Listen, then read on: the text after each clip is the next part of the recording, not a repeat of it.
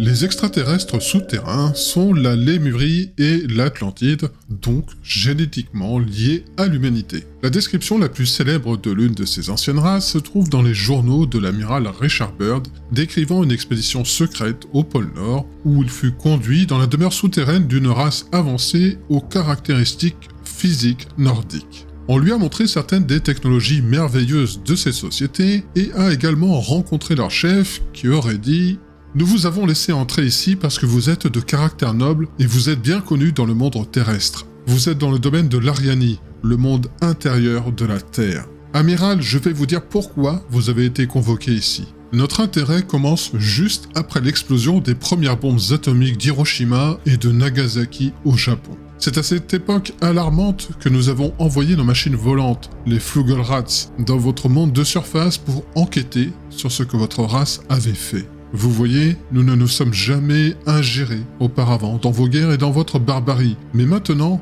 nous le devons, car vous avez appris à manipuler un certain pouvoir qui n'est pas pour l'homme, à savoir l'énergie atomique. Nos émissaires ont déjà délivré des messages aux puissances de votre monde, et pourtant, ils ne l'écoutent pas. Maintenant, vous avez été choisis pour témoigner ici que notre monde existe. Vous voyez, notre culture et notre science sont plusieurs milliers d'années au-delà de votre race, amiral. Bien que la véracité des journaux de l'amiral Byrd suscite la controverse, étant donné qu'il y a toujours des esprits chagrins, un certain nombre de rencontres avec des représentants d'une race humaine souterraine avancée ont été signalées. Une grande ville souterraine appelée Telos se trouverait au-dessous du mont Shasta, en Californie. Elle est décrite par des individus qui se sont rendus physiquement dans cette ville et en ont été témoins. Ils auraient communiqué par télépathie avec ses occupants. William Hamilton, éminent chercheur sur les pannes, affirme avoir rencontré des représentants de cette ville qui lui ont décrit la technologie et la structure avancée de Telos et leur lien avec l'ancienne civilisation de Lémurie. Hamilton décrit une Télosian nommée Bonnie et sa famille comme suit. Bonnie, sa mère Ranamu, son père Ramu, sa sœur Judy, Ses cousins Loré et Matox vivent et se déplacent dans notre société, revenant fréquemment à Telos pour récupérer et se reposer. Bonnie raconte que son peuple utilise des machines de forage pour creuser des tunnels dans la terre. Ces machines de forage chauffent la roche à incandescence puis la vitrifient, éliminant ainsi le besoin de poutres et de supports. Alors je ne sais pas si cela vous dit quelque chose, mais on retrouve sur certains sites géologiques de la pierre vitrifiée. Un tunnel de transit tubulaire s'utilise pour relier les villes existantes dans diverses régions souterraines de notre hémisphère. Les trains de tubes sont propulsés par des impulsions électromagnétiques jusqu'à une vitesse de plus de 4000 km/h. Un tube relie l'une de leurs villes dans la jungle brésilienne du Mato Grosso. Ils cultivent les aliments de manière hydroponique, sous un éclairage à spectre complet. Leurs jardins sont assistés par des automates. La nourriture et les ressources de Telos sont distribuées en abondance à la population d'1,5 million qui vit d'une économie sans argent. Selon Diane Robbins, en communication télépathique avec les Télosians, les vestiges de l'ancienne Lémurie ont élu domicile au mont Shasta après la destruction de leur continent. Comptant à l'origine 15 000 personnes, ces Télosians ont prospéré dans les cavernes souterraines du mont Shasta et atteint une population de 1,5 million d'habitants. Des technologies psychotroniques, impliquant des cristaux et des capacités mentales très développées des Télosians, s'utilisent pour maintenir une société incroyablement avancée, interagissant avec les extraterrestres de plusieurs systèmes stellaires. Les Télosians se spécialisent dans le maintien de la longévité humaine, l'intégration de technologies harmonieuses et de systèmes de croyances pour les humains vivant en surface. Les Télosians et autres extraterrestres vivant sous terre cherchent à limiter les aspects les plus dommageables des accords technologiques extraterrestres humains, tout en contribuant à la croissance évolutive de la conscience humaine. Leurs activités principales sont d'aider l'humanité de surface à connaître son histoire ancienne de la Terre, surtout face aux bonimenteurs diplômés, de restaurer la longévité humaine, de changer les systèmes de croyances malsains et de protéger l'environnement. Les solutions globales fournies par les Télosians comprennent la protection de l'environnement, la promotion de la biodiversité, le rétablissement de la santé et de la longévité humaine, la récupération des connaissances historiques perdues. Les humains d'autres mondes fournissent une partie du matériel génétique de l'évolution humaine, et un grand nombre de ces extraterrestres permettent à certains membres de leur société de s'incarner sur Terre en tant que graines d'étoiles au sein de familles terrestres. Brad et Francis Steiger décrivent ces graines d'étoiles comme des individus dont les âmes se sont formellement incarnées sur d'autres mondes, puis ont décidé de s'incarner sur Terre, afin de stimuler le développement évolutif de l'humanité. Ce groupe est bienveillant, comme le décrivent des contactés comme George Adamski. Le contact le plus documenté et étudié est Edward Meyer, fournissant de nombreuses preuves matérielles aux enquêteurs. Ces races extraterrestres humaines hors du monde ont différentes spécialités de par leur histoire et de migration planétaire dues à des bouleversements et des conflits galactiques. Les activités principales de chaque race permettent de comprendre comment elles interagissent avec l'humanité pour résoudre les problèmes mondiaux.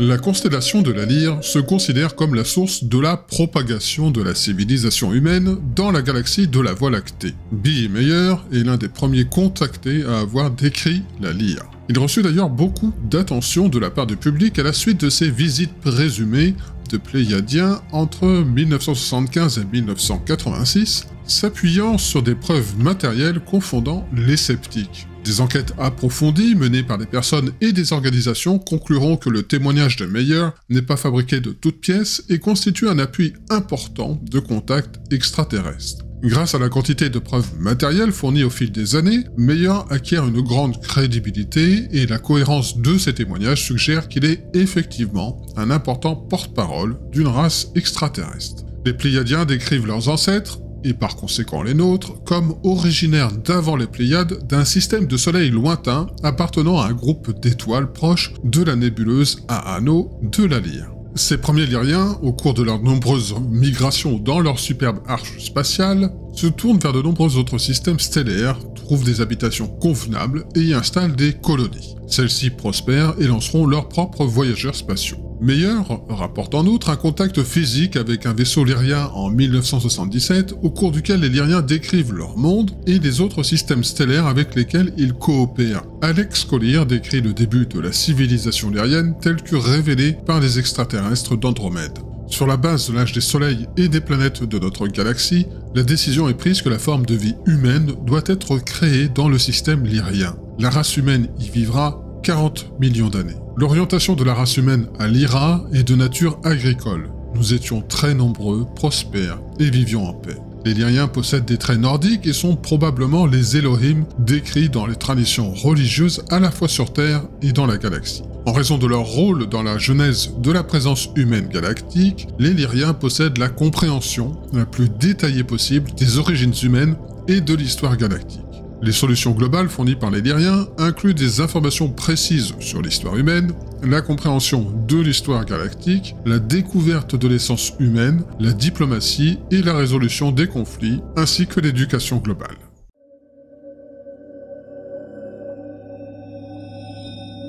Selon Billy Meyer, une autre race d'extraterrestres l'a physiquement contacté, appartenant au système d'étoiles Vega de la constellation de la Lyre. Les Végaliens constituent un groupe d'humains à la peau bleue et sont la race bleue mentionnée dans les textes védiques, à l'origine des dieux hindous, Vishnu et Krishna. Le contacté brésilien Jefferson Souza a rencontré les Végaliens de la Lyre qu'il décrit comme très ressemblant aux Indiens. Alors ne confondons pas indien et hindou, le terme hindou faisant référence à la religion principalement pratiquée en Inde qui est l'hindouisme. Selon Alex Collier, Vega est le premier système stellaire de la Lyre à être peuplé par des humains. En plus des humains nordiques de Lyra, les Végaliens jouent un rôle colonisateur important dans toute la galaxie. Les premiers extraterrestres venus sur Terre sont donc des humains issus de mondes existants dans une autre dimension de la région des systèmes de la Lyre et de Vega. Les premiers Lyriens, tout comme les Végaliens, arrivent sur Terre il y a 22 millions d'années. Leur séjour ici fut très bref et continuèrent leur voyage vers d'autres étoiles et planètes. Leur histoire est en grande partie obscure, même si des groupes de soutien continuent de revenir sur Terre. Il y a 389 000 ans, plusieurs millions de Lyriens et de Végaliens quittèrent leur monde natal, pénétrant notre espace et notre temps dans cette dimension pour se mêler aux Terriens. Les accouplements entre Végaliens et Lyriens avec des humaines sont similaires à ceux décrits dans le livre d'Enoch, où les Néphilim se marièrent avec des humaines pour produire une race de géants. Meyer décrit ces événements comme suit. La procréation se fait de manière habituelle et la manipulation de gènes se pratique par des ingénieurs en génétique. Les résultats du génie génétique produisent des êtres à la fois humains et animaux, incluant des géants, des titans et d'autres créatures. Au cours de centaines de milliers d'années, ces créatures ont été déplacées et ont fini par s'éteindre, faute de pouvoir se reproduire ou parce que les conditions de vie leur ont été fatales. D'autres événements parallèles décrits dans le livre d'Enoch indiquent que les dirigeants des Néphilim sont punis pour leurs activités sur Terre. Meyer décrit comment les meneurs des Végaliens et des Lyriens se sont rendus coupables de nombreuses transgressions contre les peuples autochtones de la Terre et d'autres mondes. Les nombreux millions de Lyriens et de Végaliens, en partance de leur monde natal, sont guidés par des dirigeants et des sous-dirigeants régnant sur leurs partisans de manière hiérarchique. Ces dirigeants transféreront ce comportement aux humains de la Terre avec lesquels ils se sont mêlés dans le passé. Ce ne sont ni plus ni moins que des chefs de bande, responsables de méfaits, de faux enseignements et de fausses religions absorbées et imitées par les humains sur Terre. Cependant, tout ce que les dirigeants amenèrent sur Terre n'est pas mauvais, faux ou criminel. De nombreux objets et idées de valeur sont présentés aux Terriens au sujet de l'artisanat, des professions, des philosophies, des modes de pensée, de la médecine, de la technologie et bien d'autres choses. Selon Lisa Royal, auteure conférencière et praticienne américaine dans le domaine de la spiritualité, de la métaphysique et de la conscience, les Végaliens et les Lyriens sont des concurrents stratégiques pour la colonisation d'autres mondes pour finalement déclencher une guerre civile dévastatrice dans la constellation de la Lyre. Selon Meyer, les Végaliens reviennent sur Terre à l'époque actuelle en tentant d'aider l'humanité à expier leurs erreurs du passé et de soutenir les graines étoilées végaliennes.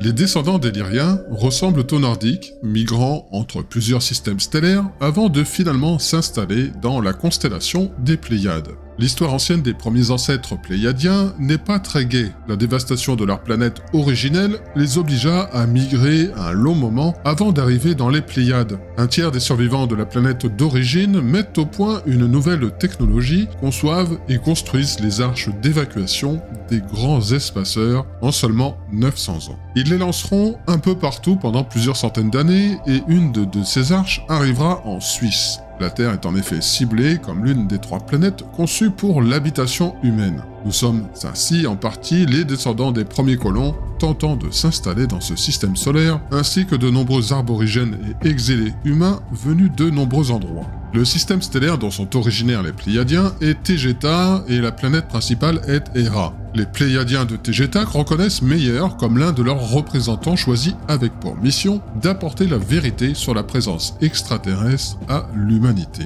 Semjaz, la femme pléiadienne, entrée en contact avec Meyer, décrit les Pléiadiens comme suit. Nous ne sommes ni les gardiens des êtres de la Terre, ni les anges envoyés par Dieu. De nombreuses personnes suggèrent que nous surveillons la Terre et ses êtres et que nous contrôlons leur destin. Ce n'est pas vrai. Nous effectuons une mission de notre choix, n'ayant rien à voir avec la supervision ou la régulation du destin de la Terre. Ainsi, il est faux de nous exposer en tant que messagers et gardiens supraterrestres. Un aspect essentiel de leur mission consiste à avertir l'humanité des gris qu'ils décrivent comme suit.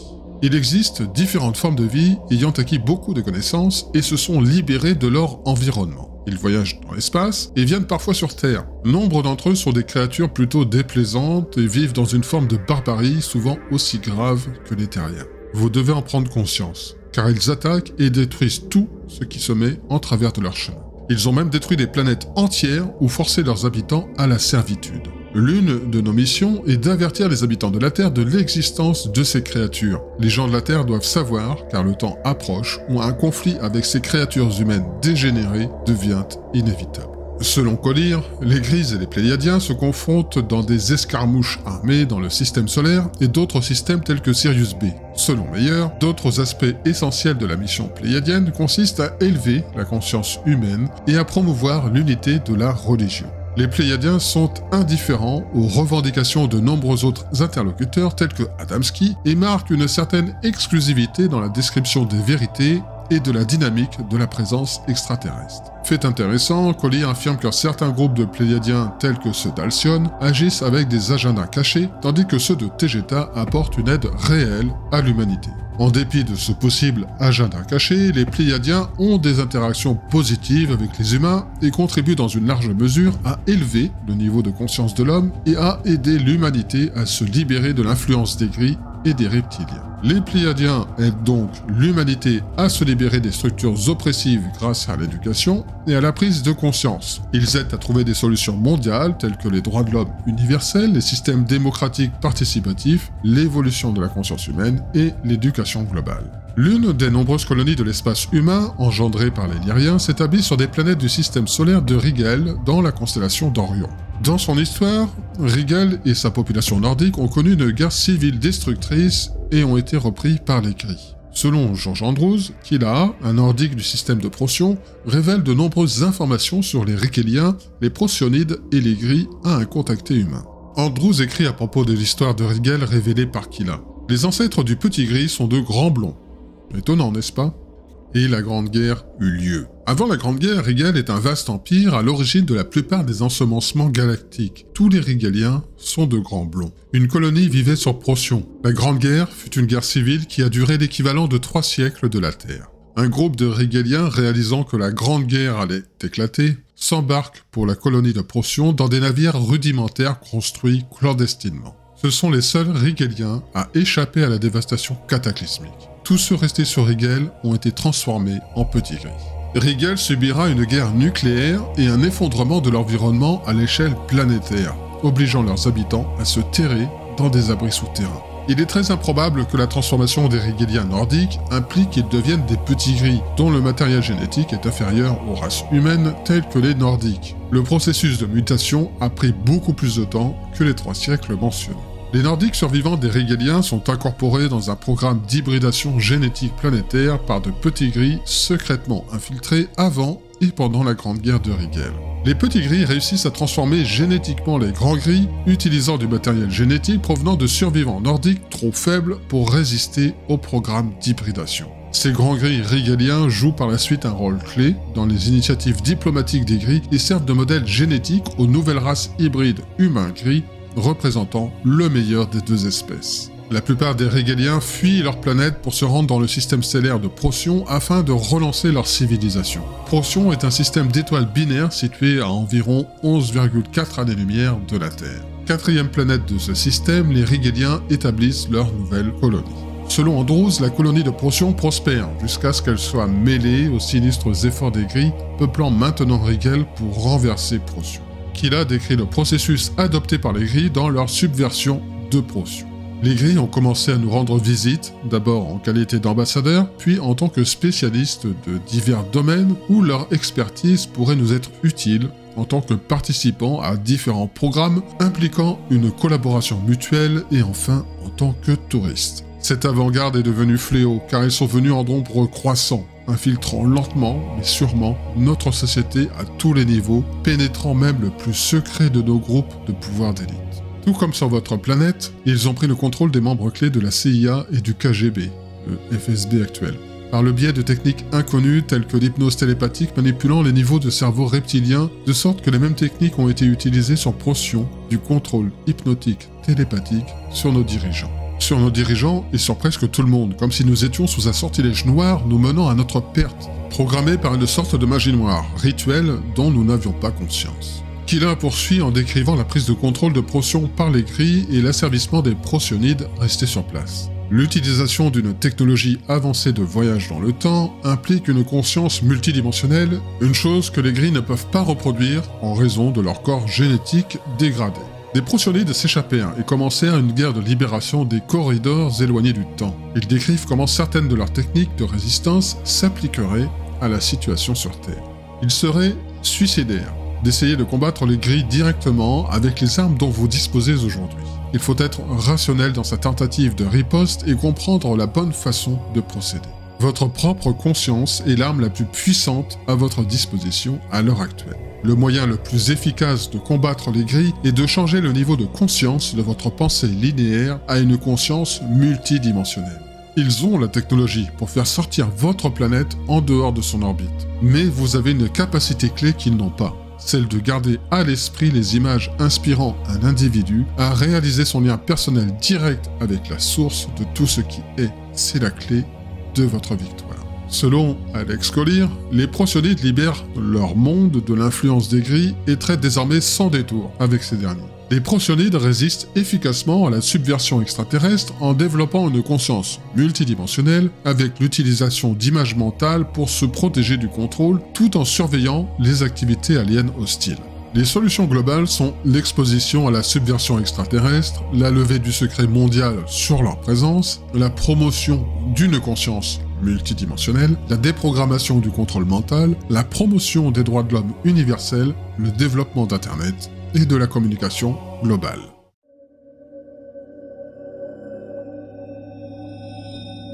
Les autres mondes à population humaine viennent des systèmes stellaires de Tau Ceti et d'Epsilon Eridani. Le chercheur Frank Crawford interviewe des personnes en contact physique avec les Tau-Cétiens. Le premier d'entre eux est un dénonciateur participant à la récupération des ovnis crachés. Un occupant vivant sera d'ailleurs capturé et interrogé par des agents de la sécurité nationale des États-Unis après un accident survenu près de Phoenix, en Arizona, en 1961. Oscar, le pseudonyme utilisé par le dénonciateur, décrit à Frank Crawford les origines de l'extraterrestre capturé surnommé Hank. Les étoiles d'origine de son peuple sont de Tau Ceti et Epsilon Eridani. Oscar explique certaines des raisons de la présence des extraterrestres. Il n'aime pas la situation avec les petits gris.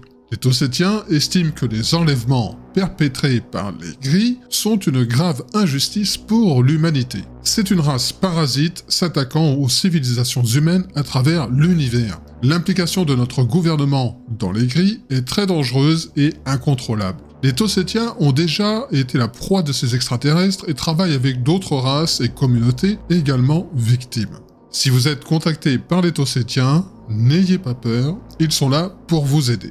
Les Tossétiens sont présents pour aider à gérer les stratégies et activités secrètes des Gris. Ils sont très préoccupés par la nature des accords conclus avec eux par le gouvernement fantôme américain et par le désir d'aider les personnes enlevées. Selon Oscar, le Tossétien Hank fut torturé, ce qui a presque causé un incident avec d'autres Tossétiens souhaitant intervenir militairement en faveur de leurs collègues détenus.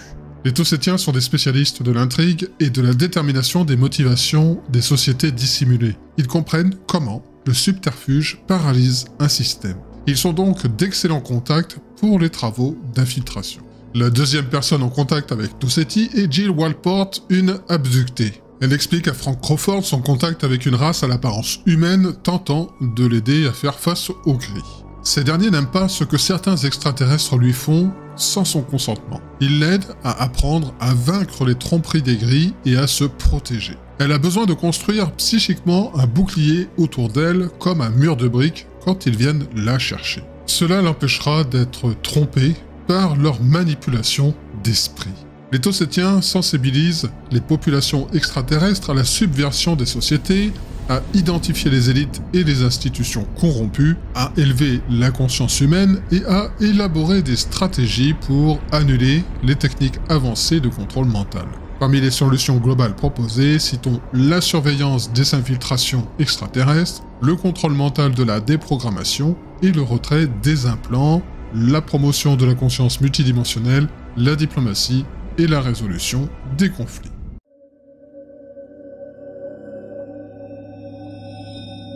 Alex Collier décrit les Itis d'Andromède comme des descendants directs des Lyriens, éprouvant des difficultés lors de la première sortie de leur système en raison de races extraterrestres prédatrices, avant de s'installer dans la constellation d'Andromède dans le système stellaire Zenithia. Collier décrit la nature des Andromédiens comme suit. Leur création technologique s'utilise pour l'avancement de leur race à des fins éducatives. Ils n'ont pas d'armée, ce sont des scientifiques. Ils envoient leurs enfants à l'école entre 150 et 200 ans de notre temps. Ils enseignent à leurs étudiants les arts et les sciences. Ils sont maîtres de tout. Ils ont après le choix de ce qu'ils veulent faire, de changer d'avis à tout moment et de faire autre chose. Tout est pour l'éducation, rien pour la distraction. Ils ne concevraient jamais de créer la télévision comme une distraction. Jamais. Tout est fait pour les aider à évoluer, leurs sciences et leurs technologies peuvent toutefois être utilisées à des fins défensives sous la forme d'hologrammes. Les Andromédiens jouent un rôle déterminant dans le Conseil d'Andromède, regroupant 140 systèmes stellaires délibérant sur la Terre. Dans une entrevue de 1997, Collier décrit les délibérations du Conseil.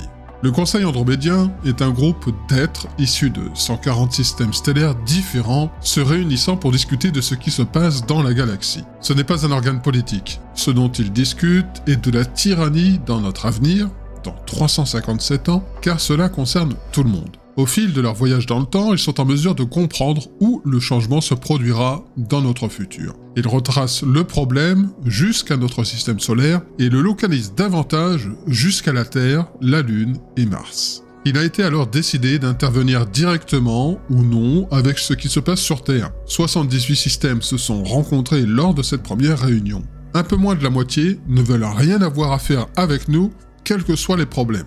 Pourquoi ? Nous parlons de systèmes stellaires à des centaines de millions d'années-lumière de notre planète. La vibration de cette dernière reflète celle de ses habitants, raison pour laquelle ils ne souhaitent pas nous connaître. De leur point de vue, les humains ne se respectent pas eux-mêmes et ne respectent pas la planète. Quelle peut être la valeur des humains de la Terre ? Heureusement, la majorité des membres du Conseil estiment que, du fait que la Terre est manipulée depuis plus de 5700 ans, nous méritions d'avoir la possibilité de faire nos preuves, de tenter au moins de prouver que l'autre partie du Conseil a tort.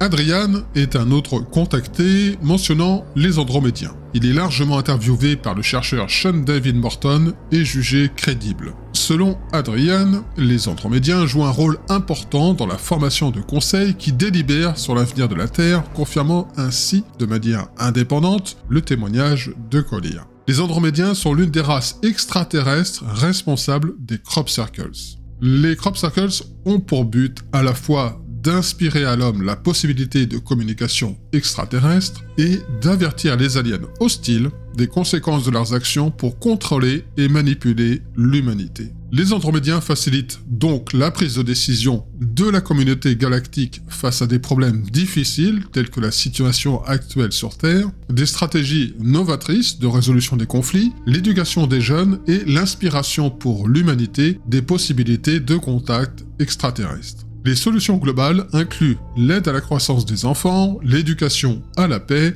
l'exposition aux manipulations des élites, la promotion d'une meilleure gouvernance mondiale, la diplomatie et la résolution des conflits.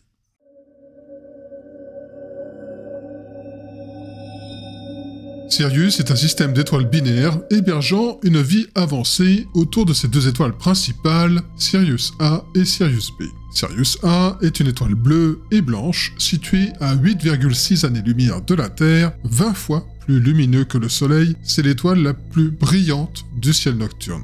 Sirius B est un soleil nain blanc se situant entre 8 et 32 unités astronomiques de Sirius A sur une orbite fortement elliptique. Une unité astronomique équivaut à 150 millions de kilomètres. Collier décrit les extraterrestres de Sirius A. La race d'êtres sur Sirius A s'appelle les Katei. Ils sont bienveillants. Leurs ancêtres sont parmi les premiers Lyriens à s'être échappés avec les femmes et les enfants pendant la guerre. C'est une civilisation artistique et se lie à la nature. Ce sont des bâtisseurs et plutôt apolitiques. Leur gouvernement se base sur une technologie spirituelle utilisant le son et la couleur.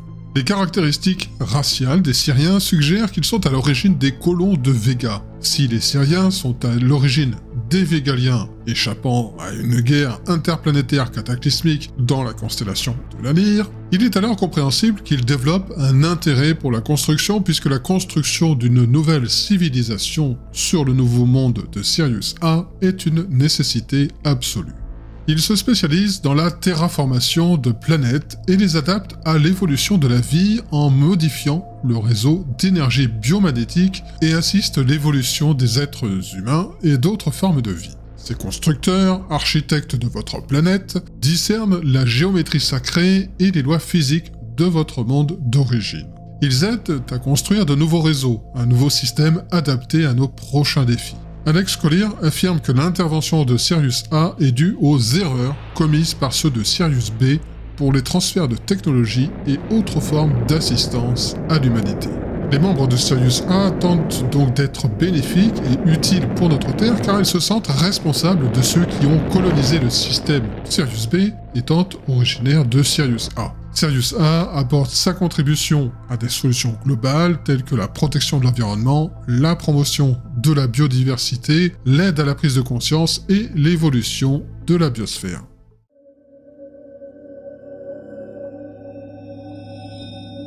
Les Humites viennent de la planète Humo, se trouvant à 14,6 années-lumière de la Terre, située dans le système d'étoiles Wolf 424. Ils jouent un rôle important dans la diffusion de la littérature scientifique et technique d'objets à travers l'Espagne, relayée ensuite dans le reste de l'Europe dans les années 60 à 70, à partir d'une base secrète située près d'une petite ville de la province française des Basses-Alpes, Salon de Provence. Les Humites contactent un nombre restreint d'individus et leur distribue des informations techniques détaillées sur différentes technologies et théories révolutionnaires susceptibles d'élargir les connaissances scientifiques au-delà des orthodoxies dominantes. Le seul contact physique que les Humites aient eu avec quiconque, mis à part des appels téléphoniques et l'envoi d'informations techniques par courrier ordinaire, est un dactylographe embauché qui décrit comment il travaille et a découvert l'identité des Humites. Entre 1967 et 1975, les membres du groupe de Madrid,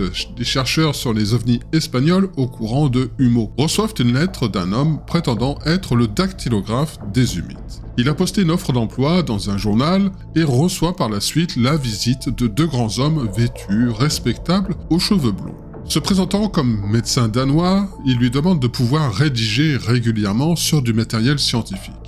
Au début, tout se passe bien, jusqu'au jour où il lit la phrase suivante. « Nous venons d'un corps céleste nommé Humo, à 14,6 années-lumière de la Terre. Notre dactylographe prend cela au sérieux et interroge les supposés médecins. Ils admettent ne pas être docteurs mais des visiteurs extraterrestres. Pour prouver leur identité, il crée une minuscule sphère d'environ 2,5 cm de diamètre et la fait évoluer dans les airs devant le dactylographe. Il reste stupéfait de voir cette scène dans ce même bureau alors que la veille, son épouse craignait que les médecins danois ne soient des espions. Il y a cependant un événement public bien enregistré sous la forme d'un vaisseau spatial HUMO atterrissant près de Madrid le 10 juin 1967, annoncé par les Humides plusieurs jours auparavant au groupe de chercheurs de Madrid.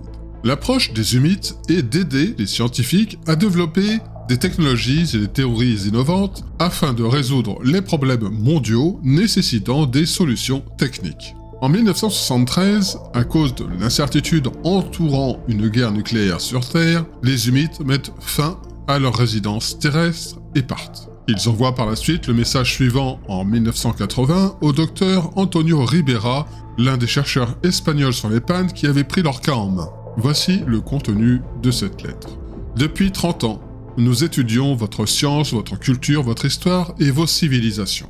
Toutes ces informations sont transmises de votre Terre à notre planète dans nos cristaux de titane codés à l'aide de données.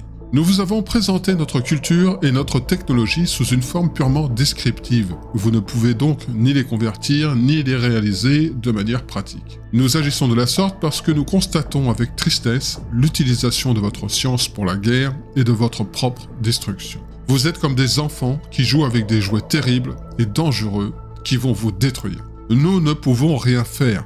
Une loi cosmique dit que chaque monde emprunte son propre chemin pour survivre ou périr. Vous avez choisi le second. Vous détruisez votre planète, annihilez votre espèce, contaminez votre atmosphère et vos mers, et jusqu'à présent, c'est irréversible. Avec tristesse, nous contemplons votre folie et comprenons que le remède est seulement en vous-même.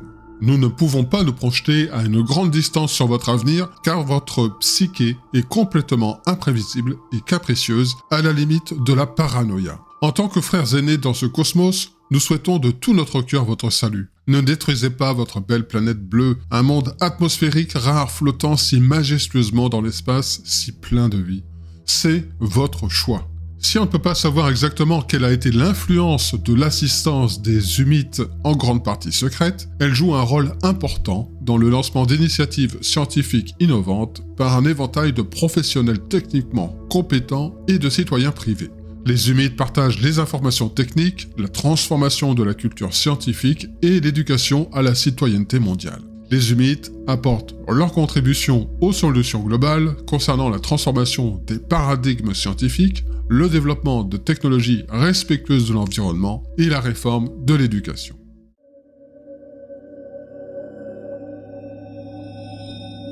Alpha Centauri joue également un rôle important dans les affaires humaines. Alex Collier affirme que les Alpha Centauriens sont l'une des races visitant la Terre. Le témoignage le plus convaincant est celui d'Elizabeth Clarer, responsable de haut niveau au sein de l'armée britannique dans la surveillance des pannes. Clarer est en contact avec les Centauriens pour être finalement emmené sur Alpha du Centaure pendant quelques mois afin d'avoir un enfant engendré par le Centaurien Hakon.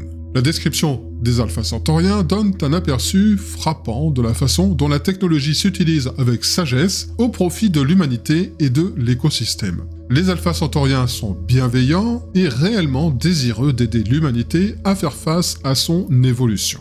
Al Bielek, un ancien employé des projets clandestins de Montauk et de Philadelphie, discute d'un certain nombre d'extraterrestres, y compris les Alpha Centauriens. Le témoignage de Bielek est l'un des cas les plus bizarres et les plus controversés de la recherche sur les pannes. Pourtant, son témoignage est congruent et cohérent. Selon l'enquêteur indépendant John Quinn, Bielek est crédible et de nombreuses preuves soutiennent ses affirmations. Les Alpha Centauriens, selon Bielek, fournissent une forme de sanctuaire et de protection pour les humains, souhaitant une assistance pour faire face aux politiques répressives du gouvernement de l'ombre.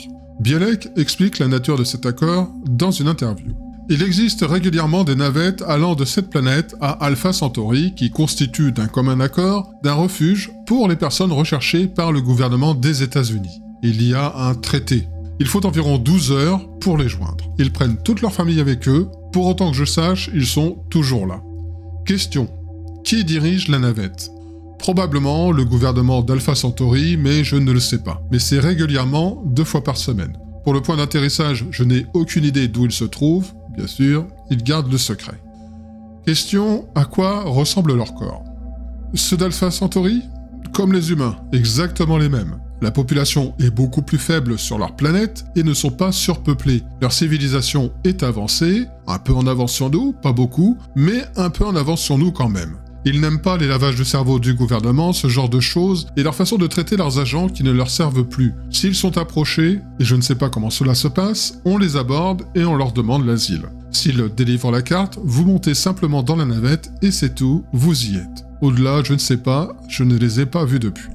Ce rôle de fournir un refuge aux humains menacés par le gouvernement fantôme indique que les Alpha Centauriens sont très intéressés par la justice sociale et aident à la transition de la Terre vers une société mondiale plus confiante et nourricière. Ce thème est développé dans la communication télépathique suivante d'une source indépendante. Ceux d'Alpha du Centaure ont une société ouverte, confiante et aimante. Ils vous seront utiles quand vous concevrez les règles sociales pour une alternative à une structure sociale combative ou compétitive.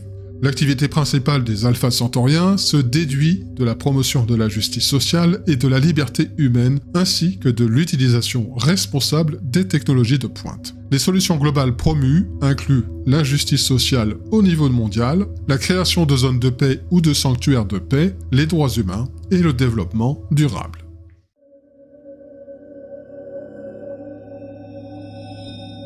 La dernière race extraterrestre à être examinée en raison de son importance est celle des Arcturiens, ayant jadis ensemencé la Terre avec leurs membres, si j'ose dire, et vraisemblablement coexisté pacifiquement avec d'autres races. Selon Andrews, dans l'Antiquité, cette planète se divise en secteurs appartenant à 4 groupes différents. Les blonds, les gris, les grands êtres de type lézard du système Capella et les êtres du système Arcturus. Andrews décrit ensuite les Arcturiens comme jouant actuellement un rôle d'observateur dans la bataille actuelle entre les groupes extraterrestres sur Terre et sa population. Collier décrit les Arcturiens comme faisant partie des races interagissant avec la Terre et qu'ils essaient d'aider. Selon le contacté Adrian, les Arcturiens sont la race extraterrestre la plus responsable des Crop Circles. Les Crop Circles se destinent à la fois à inspirer les humains avec la possibilité des communications extraterrestres et à avertir les aliens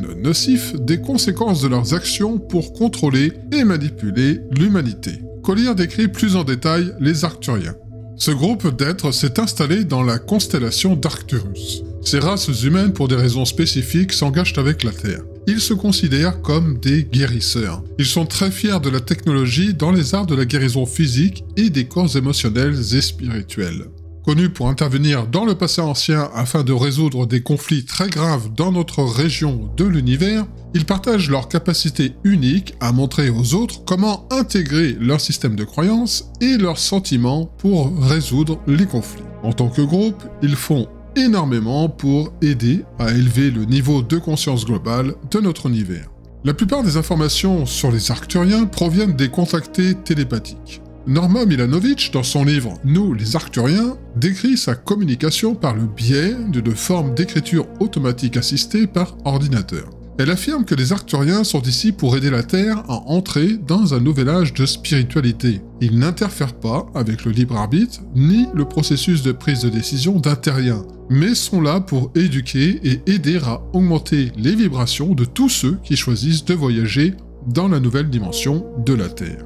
Les Arcturiens se décrivent comme ayant une culture spirituelle hautement développée et une sophistication technologique leur conférant une grande influence dans la galaxie. Une autre personne communiquant avec les Arcturiens prétend avoir la mission suivante sur Terre. Les Arcturiens sont des guides généraux ou les administrateurs de l'expérience de contact. Ils souhaitent que cela se passe bien, vous voir apprendre autant que possible par ce processus et vont vous aider de toutes les manières à leur disposition. Leur affinité concerne l'avenir de la planète dans son ensemble et ils ont tendance à adopter une approche non interventionniste. Ils ont tendance à faire le moins de travail possible pour le plus grand effet. Vous les trouverez efficaces et créatifs à cet égard. Ils vous seront utiles pour attendre le bon moment et à faire les choses importantes que vous devez faire pour réussir.